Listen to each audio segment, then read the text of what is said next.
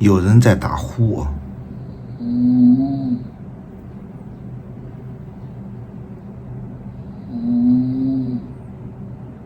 不知道大家睡觉打呼不打呼？多巴胺看见新闻说霍启刚患上了睡眠窒息症，其实这个睡眠窒息症就是睡眠呼吸暂停或者低通气。多巴胺自己呢是不怎么打呼的，但是有些人的打呼的声音啊很大很大，大到地动山摇。有几个同事呢打呼的声音就很大啊，我知道这条视频我的同事们肯定也能够看见，看见的人你自己心中有点数啊，说的就是你那个声音太大了啊，声音大的让人心情很焦虑啊，很紧张，很焦虑。如果和这样的人睡在一个房间里，你必须想方设法比他先入睡啊，一定要比他先入睡，否则的话，一旦他先睡着了，你就睡不着了啊，即使是属羊也睡不着了，因为那种声音啊，让你很纠结、很焦虑，而且这种声音呢，大到呢你想掐死他啊，真的，多巴胺无数次想掐死他。可是大家知道这种呼噜声啊，或者这种鼾声啊是怎么来的吗？就这种鼾声，就这种类似于这种声音，睡觉的时候啊，上呼吸道的气流通过时啊，会冲击这个咽黏膜的边缘和这个黏膜表面的分泌物啊，引起的震动而产生的声音，这就是鼾声或者呼声的来源。有一点声音呢，其实也算是正常，很多人都是有这种声音的。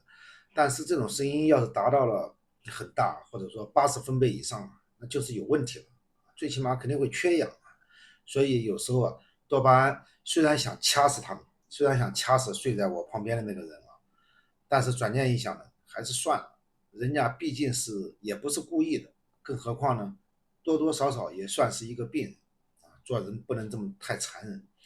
其实啊，这样的病人大多都有程度不同的睡眠呼吸暂停或者低通气，甚至会经常出现一口气上不来的那种表现，让你在那里心惊胆战的等待着他下一次的呼吸。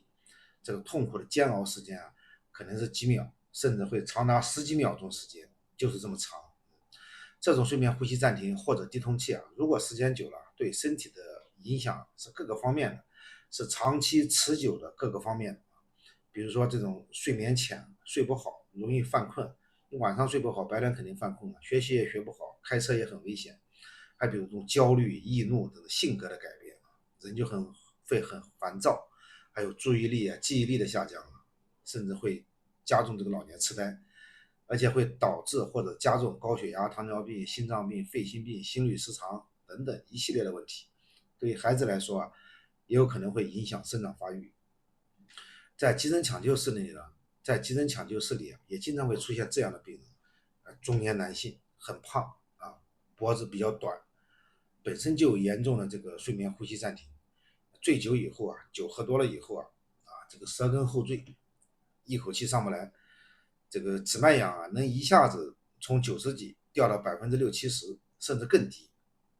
听起来、看起来，甚至闻起来都很吓人。多巴胺需要提醒大家的是，这种睡眠呼吸暂停